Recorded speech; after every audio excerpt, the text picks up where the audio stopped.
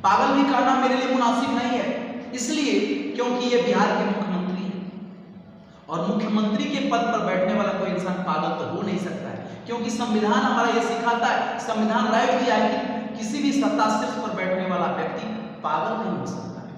और अगर ऐसे मुख्यमंत्री को हम पागल कहते हैं तो कहीं ना कहीं संविधान का अपमान कर रहे हैं। तो हम पागल कह के संविधान का तो अपमान नहीं कर सकते और ऐसे मुख्यमंत्री को हम जाहिल और गंवार भी नहीं कर सकते। लड़का और लड़की का जो होता है शादी, तो लड़कवा तो रोज लड़किया के साथ रतवा में सुतवे न करता है, तो रतवा में सुतता है तो उसी में रहता है पनिया भी। द्वंद्व कब तक पाला जाए, युद्ध कब तक टाला जाए, तू भी है राणा का वंशज, फेंक जहां तक भाला जाए, दोनों तरफ लिखा हो भारत, सिक्का वही उछाला जाए। नमस्कार, आप देख रहे हैं विंजर मीडिया और मैं सचिन शांडिल्य सिद्धांतवादी आपसे रूबरू हूं एक नई खबर के साथ। ऐसी खबर जो बिहार की मुखिया की खबर है, बिहार के वर्तमान मुखिया की खबर से आपको रूबरू कर रहा है, जो एक ऐसा अद्भुत बयान जारी किए हैं जिससे शर्म को भी शर्म आ रही है। गलत की चर्चा करना मानसिकता नहीं है, परंतु ये सच्चाई है। एज अ मीडिया हमारा धर्म बनता है कि हर अच्छे बुरे खबरों से आपको रूबरू कराते हैं। तो बिहार के वर्तमान मुख्यमंत्री महोदय ने जिस लहजे में जो शब्द का प्रयोग किए हैं, मुझे उस शब्द का प्रयोग अपने मुंह से करने में शर्म आ रही है, परंतु जो सच्चाई है सो सच्चाई है। उस सच्चाई से तो हम चाह के भी मुंह नहीं मोड़ सकते। आज की चर्चा पूरे हिंदुस्तान ही नहीं पूरे विश्व में हो रही है एक स्टेटमेंट की वजह से। बस यही सच्चाई है और इस सच्चाई से मैं आपको अवगत कराने का प्रयास कर रहा हूं कि आखिर बिहार के मुख्यमंत्री महोदय की मानसिकता क्या है। उस मानसिकता से मैं आपको रूबरू कराने का प्रयास कर रहा हूं। सबसे पहले आप एक बार इस वीडियो पर नजर डालें, उसके बाद हम चर्चा करेंगे। तो जो हम लोगों ने कहा कि अगर पढ़ लेगी लड़की और वो जब शादी होगा लड़का लड़की में, तो जो पुरुष है वो तो रोज रात में जो सदिया होता है उसके साथ करता है ना, तो उसी में और पैदा हो जाता है। और लड़की पढ़ लेती है तो हमको मालूम था कि वो करेगा ठीक है, लेकिन अंतिम में भीतर मत घुसाओ, उसको बाहर कर दो। करता तो है, तो उसी में अब समझ लीजिए संख्या घट रही है। अब आप जान लीजिए कि जो संख्या थी पहले, आप पत्रकार लोग भी ठीक से समझिए मेरा बतवा को, याद करिए। जैसे कि आप देखिए कि मुख्यमंत्री महोदय ने किस लहजे में, किस सलीके से अपना बयान जारी किया। उनकी विचार को देख करके आपको भी शर्म आ रही होगी इस बात को सुनते वक्त। कहने की तो बात है, हमें इस बात को चर्चा करने में भी शर्म आ रही है, परंतु क्या करें, व्यवस्था है। एज अ मीडिया मेरा धर्म बनता है कि हर अच्छाई और बुराई, सारी जो खबर है, अपडेट खबरों से मैं आपको रूबरू कराते रहूं, यानी हर हकीकत पर से पर्दा हटाने का हम काम करते हैं। अब मान लीजिए कि बिहार के मुख्यमंत्री, यशस्वी मुख्यमंत्री जी को ऐसे बयान देते वक्त शर्म नहीं आया और हम उनकी लहजे को देख करके उन्हें पागल भी नहीं कह सकते। पागल भी कहना मेरे लिए मुनासिब नहीं है, इसलिए क्योंकि ये बिहार के मुख्यमंत्री हैं और मुख्यमंत्री के पद पर बैठने वाला कोई इंसान पागल तो हो नहीं सकता है, क्योंकि संविधान हमारा ये सिखाता है, संविधान राइट दिया है कि किसी भी सत्ता शीर्ष पर बैठने वाला व्यक्ति पागल नहीं हो सकता है। और अगर ऐसे मुख्यमंत्री को हम पागल कहते हैं तो कहीं ना कहीं संविधान का अपमान कर रहे हैं। तो हम पागल कह के संविधान का तो अपमान नहीं कर सकते और ऐसे मुख्यमंत्री को हम जाहिल और गंवार भी नहीं कर सकते, इसलिए क्योंकि ये मुख्यमंत्री अपनी सर्टिफिकेट दिखाता है कि हम इंजीनियर हैं, इंजीनियरिंग किया हुआ है। अगर हम ऐसे मुख्यमंत्री को जाहिल और गंवार की संज्ञा देंगे तो कहीं ना कहीं उस यूनिवर्सिटी का भी अपमान होगा जिसने ऐसे व्यक्ति को इंजीनियरिंग की उपाधि दी है। तो हम इन्हें जाहिल और गंवार भी नहीं कर सकते, लेकिन क्या करें, व्यवस्था है और आदमी के करतूत के अनुकूल, आदमी के क्रियाकलाप के अनुकूल कुछ न कुछ तो कहना पड़ता है। बहुत पहले आप सभी को याद होगा 2014 का जो लोकसभा का चुनाव आया था, उस वक्त भारत के यशस्वी प्रधानमंत्री, अभी जो भारत के वर्तमान प्रधानमंत्री नरेंद्र मोदी जी हैं, उस वक्त चुनाव के दौरान यही बिहार के मुख्यमंत्री श्री नीतीश कुमार जी को एक शब्द बोले थे और इनके डीएनए पर सवाल खड़ा किए थे कि कहीं ना कहीं इनके डीएनए में दोष है। उस वक्त हमें भी बुरा लगा था, एज अ बिहार के नागरिक, बिहार के नागरिक होने के वास्ते हमें भी उस वक्त बुरा लगा था कि हमारे बिहार के मुखिया के डीएनए के बारे में सवाल करके कहीं ना कहीं बिहार को अपमान किया जा रहा है, बिहार के मान सम्मान के साथ खिलवाड़ किया जा रहा है।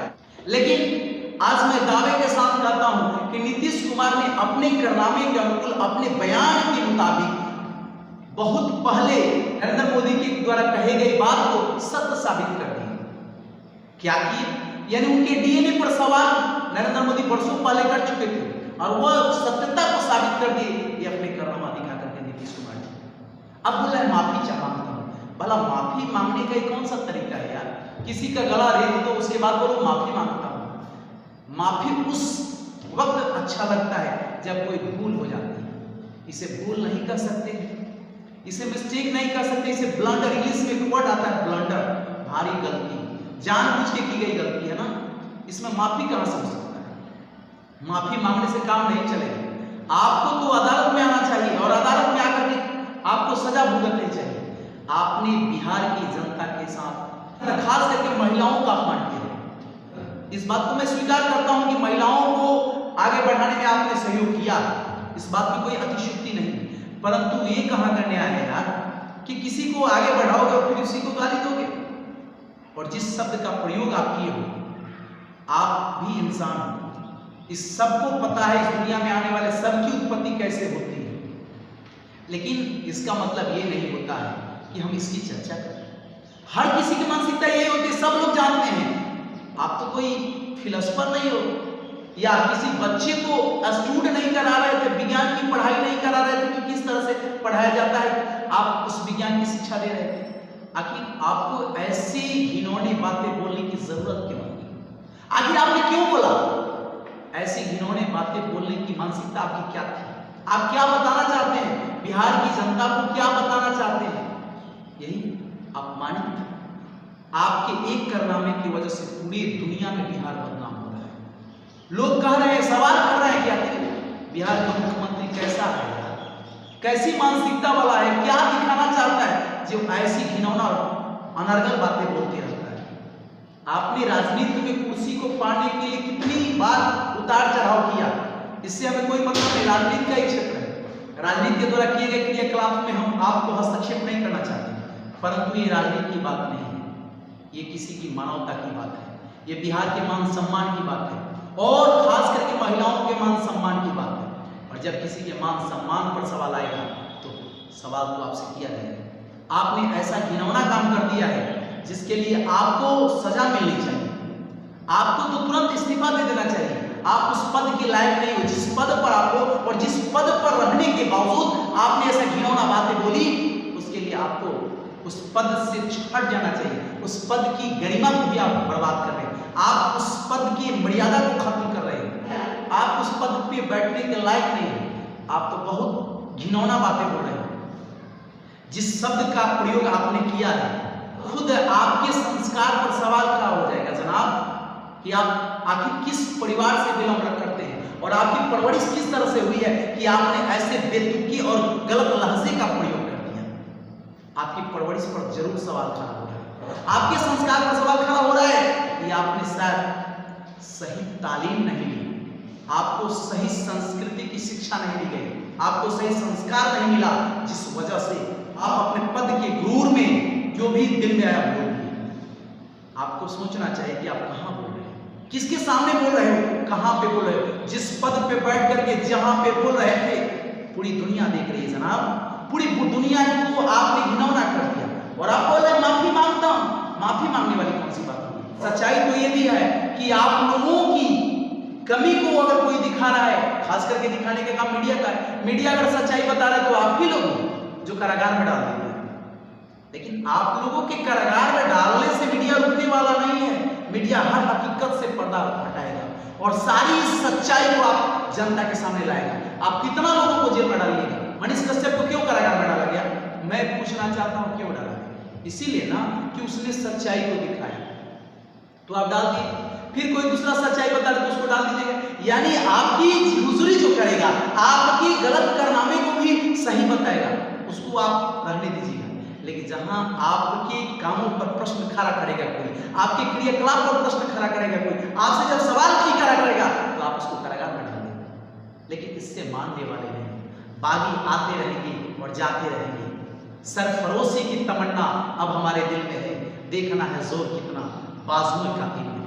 हमें पता है कि आपको ये बात सुनकर के एक खुजली की तरह होना भी चाहिए, क्योंकि आपने जब अपनी ऐसे बेतुकी और गलत लहजे का प्रयोग करके भारत के नारी का मान सम्मान गिराया।